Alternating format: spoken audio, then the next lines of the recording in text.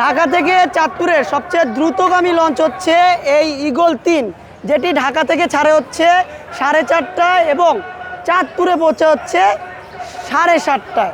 আর ঢাকা থেকে যারা চাঁদপুরে যেতে চান তাদের জনপ্রতি ভাড়া গুনতে হবে হচ্ছে নিম্নে 200 টাকা, আর সর্বোচ্চ হচ্ছে কেবিন ভাড়া হচ্ছে 700 টাকা থেকে 2500 টাকা।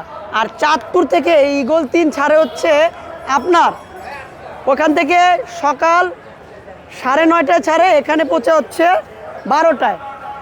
চাঁদপুর থেকে ছাড়ে হচ্ছে 9টায় এবং এখানে পৌঁছে হচ্ছে 12টায়।